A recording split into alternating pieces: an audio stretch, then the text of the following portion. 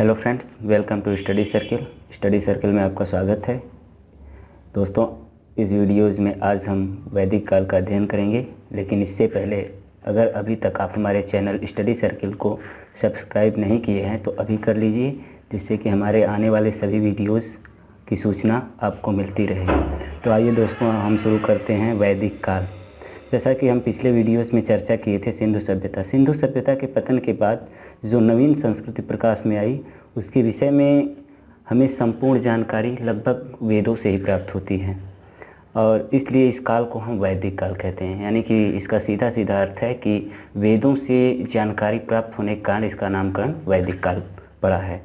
अथवा हम इसे वैदिक सभ्यता का भी नाम देते हैं, क्योंकि यह एक सभ्यता थी, यानी नगरीय सभ्यता और ग्रामीण सभ्यता का सम्मिश्रण थी, इसलिए हम इसे वैदिक सभ्यता भी कहते हैं। क्योंकि इस सभ्यता का प्रवर्तन, या जिसको हम संस्थापना कहते हैं, संस्थापना आर्यों ने की थी, इसलिए हम इसको आर्य सभ्यता भी कहते हैं। और आगे चर्चा से पहले हम जान लें कि इसके अध्ययन के स्रोत क्या हैं। और जैसा कि आप जानते हैं कि वैदिक काल को दो भागों में बांटा जाता है, ऋग वैदिक काल या पूर्व वैदिक काल और उत्तर वैदिक काल। तो आज दोस्तों हम इस वीडियोज़ में ऋग वैदिक काल की चर्चा करेंगे। ऋग वैदिक काल का जो समय है या काल है वो 1000 ईसा पूर्व से 1500 ईसा पूर्व से 1000 ईसा पूर्व के बीच माना जाता है। तो अब हम आगे चर्चा में आप सम्मिलित करते हैं अध्ययन के स्रोत क्या है इसके। यानी स्रोत, जैसा कि आप पिछले वीडियोज़ में देखे होंगे कि इतिहास जानने के क्या स्रोत होते हैं, तो हम इस पर भी चर्चा करेंगे कि इसके अध्ययन के स्रोत क्या हैं। तो इसके स्रोतों को हम दो भागों में डिवाइड करते हैं, एक पुरातात्विक स्रोत और दूसरा साहित्यिक स्रोत। तो दोस्तों, पुरातात्विक स्रोत के अंतर्गत इसमें हम देखते हैं चित्रित धूसर मृतभांड, यानी जो उस काल के पाए गए मृतभांड हैं, जो मिट्टियों के बने बर्तन या घड़े जिसको हम कहते हैं। दूसरा है, इसका साक्ष्य मिलता है हरियाणा के भगवान नगर से 13 कमरों वाला मकान। ये भी हमारे पूर्व वैदिक काल या ऋग्वैदिक काल के अध्ययन के लिए एक बहुत महत्वपूर्ण स्रोत है। तीसरा है बोगसकोई अभिलेख। बोगसकोई अभिलेख में हित्ती राजा, यानी जो मिस्री या हित्ती राजा के संबंध में जो उस वक्त संधि या समझौता हुआ था आर्य सभ्यता से, इसका उल्लेख मिलता है। और इसके बाद आता है कस्सी अभिलेख। जो चौथा स्रोत है वो है कस्सी अभिलेख। इस अभिलेख से यह ज्ञात होता है कि ईरानी आर्यों की एक शाखा भारत में आई थी। यानी कि इससे हमें ये जानकारी मिलती है कि आर्य ईरान से भी आए थे। और दूसरा स्रोत है साहित्यिक स्रोत। और साहित्यिक स्रोत में अगर हम देखें तो ऋग्वैदिक काल में हम पूरी तरह निर्भर हैं ऋग्वेद पे। यानी जो 4 वेद हैं, ऋग्वेद, यजुर्वेद, सामवेद, अथर्ववेद, तो इन चारों वेदों में सबसे महत्वपूर्ण जो वेद है, इसकी जानकारी को हम प्राप्त करते हैं, जिससे उसे हम ऋग्वेद कहते हैं। और इसके जो 10 मंडल हैं, इन्हीं 10 मंडलों के 1028 सूक्तों में हमें पूर्व वैदिक काल या ऋग्वैदिक काल का ज्ञान मिलता है। और अब आगे हम चर्चा करेंगे आर्यों के आगमन के काल के बारे में। यानी कुछ विद्वानों में इसको लेके मत भिन्नता है कि वो कब आए थे, कहाँ से आए थे। तो कब आए थे, इस पे हम पहले चर्चा कर लें। तो कुछ विद्वान मानते हैं, जैसे विंटरनीथ मानते हैं कि आर्यों का आगमन लगभग 2500 ईसा पूर्व के 2500 से 2000 ईसा पूर्व के लगभग हुआ था। जबकि हमारे देसी, या जिसको हम कह लें इंडिजीनस थॉट, बाल गंगाधर तिलक महोदय ने कहा है कि आर्यों के आगमन की तिथि लगभग 6000 ईसा पूर्व से 5000 ईसा पूर्व के बीच में रही है। लेकिन जो इसका सर्वमान्य सिद्धांत माना जाता है कि नहीं, यही काल जो कार्बन डेटिंग और यूरेनियम डेटिंग से भी प्राप्त हुआ है, वो मैक्स मूलर का सिद्धांत है, जिसको उन्होंने निर्धारित किया है 1500 ईसा पूर्व। यानी जो आर्यों का आगमन रहा है वो 1500 ईसा पूर्व, और यही सर्वमान्य और स्वीकार्य मत है।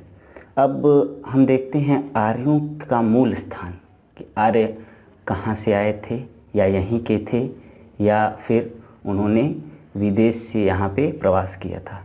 तो मित्रों इसमें बहुत विभिन्नता है।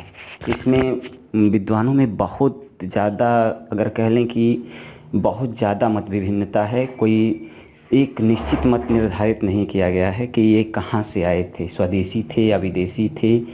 कुछ विद्वान इनको मध्य एशिया मानते हैं, जिनकी हम आगे चर्चा कर रहे हैं। जैसे एक विद्वान हुए हैं डॉक्टर अविनाश चंद्रा, जिन्होंने ऋग्वैदिक इंडियाज़ की रचना की। उन्होंने उल्लेख किया है कि आर्य जो थे वो सप्त सैंधव प्रदेश के निवासी थे। सप्त सैंधव वर्तमान में पंजाब में पड़ता है। सप्त सैंधव का मतलब होता है 7 नदियों का क्षेत्र। इन 7 नदियों की चर्चा हम आगे करेंगे।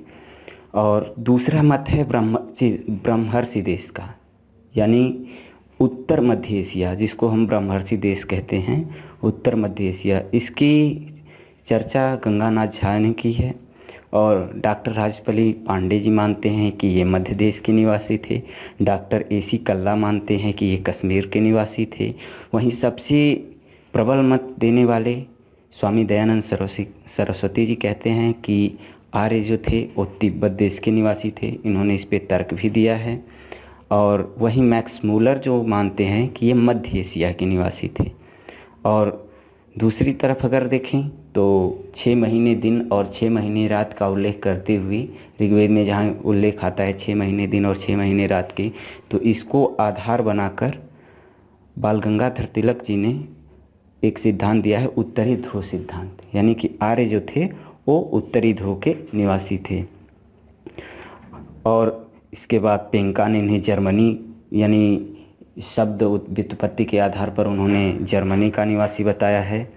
और वहीं एडवर्ड मेयर और ओल्डेनबर्ग महोदय, जो कि पाश्चात्य विद्वान रहे हैं, उन्होंने एशिया के पामीर क्षेत्र, यानी जो पामीर का पठारी क्षेत्र है, उसी आर्यों का मूल निवास स्थान बताया। वहीं नेहरिंग और गार्डन चाइल्ड ने इसे दक्षिणी रूस के एरिया को निर्धारित किया है कि ये दक्षिणी रूस, यानी जो साइबेरिया प्रांत है, उस एरिया से आर्यों ने भारत की तरफ प्रवास किया था। अब आगे चर्चा करते हैं कि आर्यों का राजनीतिक विस्तार कहाँ तक था, या वो किस रूप में भारत में आए। तो इसका सर्वमान्य जो तर्क है, या जिसको इतिहासकारों ने सर्वमान्य, ऐसे तो कहा जाए कोई भी मत सर्वमान्य नहीं है, क्योंकि सारे मत जो हैं वो लगभग, यानी कि अनिश्चितता पर आधारित हैं। कुछ साक्ष्य मिलते हैं तो कुछ बदल जाते हैं, तो उसको हम माने। लेकिन जो सर्वमान्य मत है वो है कि जो कबीला जो पहले भारत में स्थापित हुआ, जो राजनीतिक संस्था भारत में स्थापित हुई, उसको हम भरत कबीले के नाम से जानते हैं। अब हम चर्चा करेंगे कि आर्यों का भौगोलिक क्षेत्र क्या था। चूँकि ब्रीफ स्टडी है, इसलिए हम आपको जल्दी जल्दी बताते हुए चले जा रहे हैं कि आर्यों का भौगोलिक क्षेत्र जो था वो अफ़गानिस्तान से लेकर पंजाब, पूर्वी पंजाब, सब सिंधु क्षेत्र, हिमालय का तराई क्षेत्र और उत्तर मध्य भारत, यानी जो उत्तर मध्य भारत जो वर्तमान में आपका सहारनपुर, यूपी का सहारनपुर और मध्य प्रदेश के जो पूर्ववर्ती क्षेत्र हैं, उनको लेकर ये माना जाता है कि इनका भौगोलिक क्षेत्र यहीं तक था। और इन्हीं क्षेत्रों के मध्य भारत के कई नामों का उल्लेख आता है। कोई ब्रह्मवर्त कहता है या आर्यवर्त कहता है, कोई ब्रह्मर्षि देश कहता है, तो कोई मध्य प्रदेश कहता है। लेकिन इसका जो कालांतर में नाम पड़ा, जो सर्वमान्य नाम पड़ा, उसको आर्यवर्त के नाम से जाना जाता है। राजशेखर ने एक रचना अपनी की थी, उसमें उन्होंने लिखा है कि ये नर्मदा नदी को आर्यावर्त का जो दक्षिणा पथ और उत्तरा पथ था, इसको विभाजन की रेखा नदी माना जाता था। मनुस्मृति में भी सरस्वती और द्विसरस्वती नदियों के बीच के प्रदेश को ब्रह्मवर्त के नाम से पुकारा गया है। और अगर ऋग्वैदिक काल की चर्चा करें और नदियों का उल्लेख ना हो तो इसकी चर्चा अधूरी रह जाती है, क्योंकि ऋग्वैदिक काल को जो ग्रामीण संस्कृति थी उसको नदियों के किनारे का ही सभ्यता माना जाता है। और ये जो ऋग्वेद में के 10वें मंडल के पूर्व भाग में जो नदियों का उल्लेख हुआ है, लगभग 25 नदियों का उल्लेख किया गया है। उनमें जो प्रमुख नदियां हैं वो सब संध्या प्रदेश की नदियां, जिन्हें हम अस्किनी, परुष्णीर, शत्रु, विपाशा और गोमती, जिसे हम गोमल भी कहते हैं, कुंभा यानी काबुल, सुवास्तु यानी स्वात नदी और शद्रु यानी कि सतलज नदी इत्यादि नदियों का उल्लेख हमारे ऋग्वेद में किया गया है। सिंधु नदी जो वर्तमान में पंजाब प्रांत में बहती है, उसका तत्कालीन नाम हिरण्यनी यानी कि स्वर्ण नदी कहा गया है। इसके पश्चात हम देखते हैं कि सरस्वती का उल्लेख आता है। आधुनिक काल की जो घग्गर नदी है, जिसका नाम वेद में आता है दृशद्वती नदी, अपाया नदी, सरयू नदी, यमुना नदी, गंगा नदी, इन सब नदियों का उल्लेख हमारे ऋग्वेद में है। और आपको जानकारी के लिए बता दें कि यमुना नदी की चर्चा जो है ऋग्वेद में 3 बार आई है, और गंगा नदी जो वर्तमान की सबसे पवित्र नदी मानी जाती है, इसकी चर्चा ऋग्वेद में केवल 1 बार नदी सूक्त की चर्चा में आई है।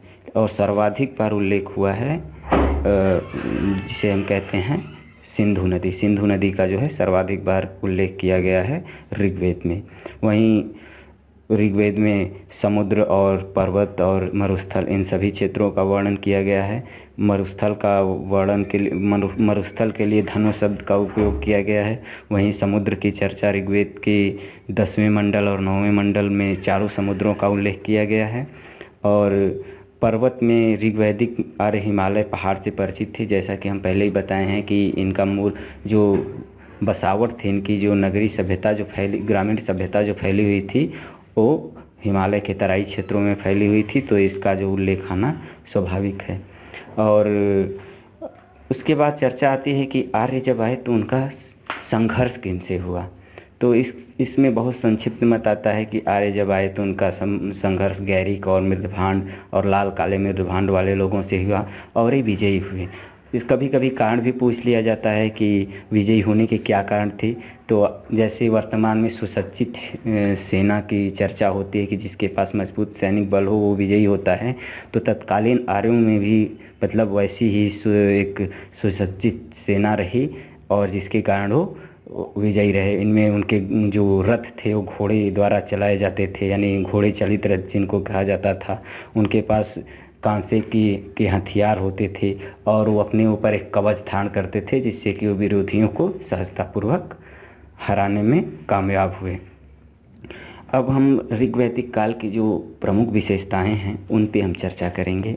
जैसे विशेषताओं में हम मूलतः उल्लेख करते हैं धार्मिक जीवन, सामाजिक जीवन, आर्थिक जीवन और जो प्रशासनिक विशेषताएं हैं उनके बारे में। तो सर्वप्रथम हम प्रशासनिक विशेषताओं का ही अध्ययन करेंगे और जिनमें उनकी प्रशासनिक विशेषताओं में जैसे जो उनकी संस्थाएं थी, चूँकि ग्रामीण सभ्यता और नगरीय सभ्यता का मिश्रण होने के कारण इनकी जो राजनीतिक संस्था थी वो काफ़ी सुदृढ़ थी। राजनीतिक संस्था में 4 संस्थाओं का उल्लेख आता है, जिनको हम ब्रीफ में आपको बताएंगे, जिनको सभा, समिति, विधत और भागदुक की संज्ञा दी गई है। सभा जो होती थी उसकी जो उत्पत्ति हुई है वो ऋग्वेद के उत्तरकाल में हुई। यह वृद्ध और श्रेष्ठ जनों की संस्था थी और ये समिति की अपेक्षा छोटी थी। ऋग्वेद में सभा का उल्लेख 8 बार, लगभग 8 बार हुआ है और इसे नारिष्टा भी कहा जाता था। इसका मतलब होता है कि अनुल्लंघनीय थे। वर्तमान में जैसे हम सर्वोच्च न्यायालय को मानते हैं, वैसे ही उस काल में सभा एक बहुत बड़ी संस्था थी। उसके बाद उल्लेख आता है समिति का। यह आम प्रतिनिधि सभा थी, जिसको हम केंद्रीय मंत्रिमंडल या केंद्रीय मंत्रिपरिषद की संज्ञा देते हैं। वह आम लोगों की संस्था थी। यह राजा का निर्वाचन करती थी तथा राजा के ऊपर नियंत्रण रखती थी। इससे यह साबित होता है या यह प्रूव होता है कि तत्कालीन व्यवस्था में भी राजतंत्र में भी लोकतंत्रात्मक ढंग से राजा का निर्वाचन किया जाता था। यह समिति राजा को पदच्युत भी कर सकती थी और यह मूलतः गैर राजनीतिक विषयों पर ही चर्चा करती थी। इसके बाद आता है उल्लेख विदत का। यह सर्वप्राचीन यानी आर्यों की जो सर्वप्राचीन संस्था थी, इसे जनसभा भी कहा जाता था। और राथ महोदय ने विदत संस्था को सैनिक या असैनिक तथा धार्मिक कार्यों से संबद्ध माना है। वहीं पी जायसवाल विदत को एक मौलिक और बड़ी सभा मानते हैं। रामशरण शर्मा जो कि बहुत ही विख्यात इतिहासकार, भारतीय इतिहासकार हैं, उन्होंने इसे आर्यों की प्राचीन संस्था मानते हुए कहा है कि ऋग्वेद में विदत का उल्लेख लगभग 22 बार हुआ है।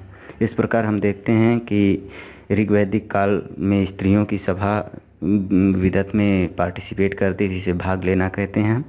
और उसके बाद एक संस्था थी भागदुग, इसमें विशिष्ट अधिकारी होते थे जिसको हम आज लोक सेवक कहते हैं, उस प्रकार की यह संस्था थी।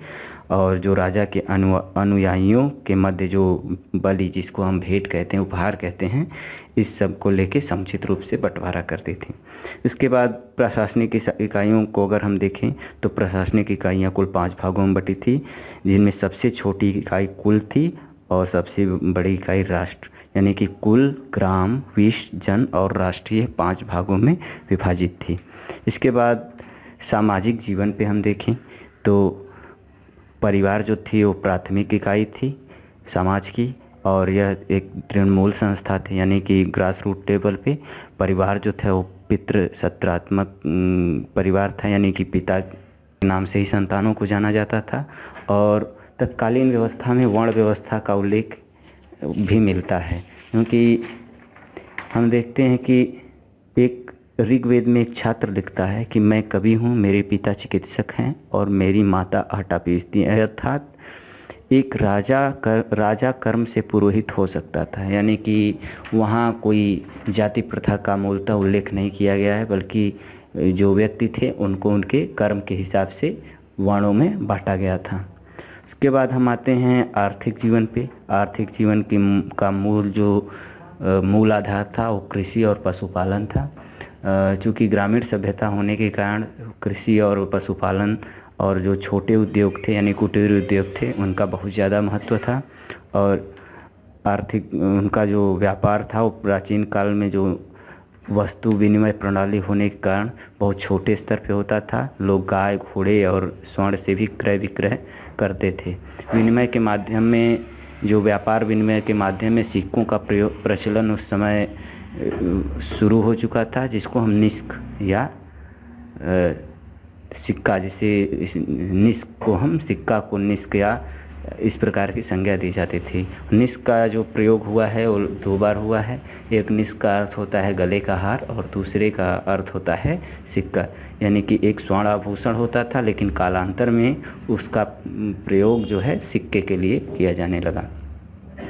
उसके बाद आते हैं धार्मिक जीवन पे। धार्मिक जीवन, चूँकि धार्मिक जीवन में अगर हम देखें तो वैदिक देवताओं में पुरुष प्रधानता का लक्षण दिखाई देता है, यानी कि देवी के स्थान पे देवता की पूजा होने लगी थी।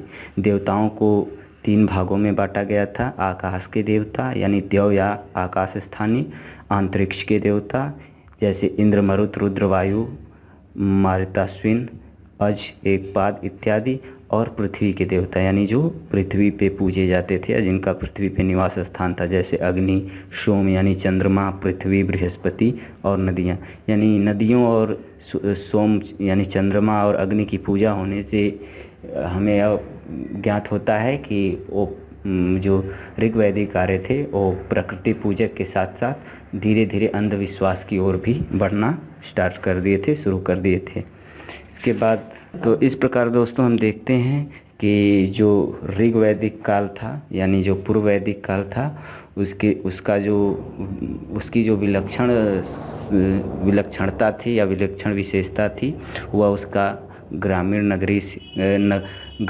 सभ्यता, यानी कि जिसको हम कहते हैं कि वर्तमान में जो रूरल एरियाज़ के जो क्षेत्र हैं उस टाइप की सभ्यता थी।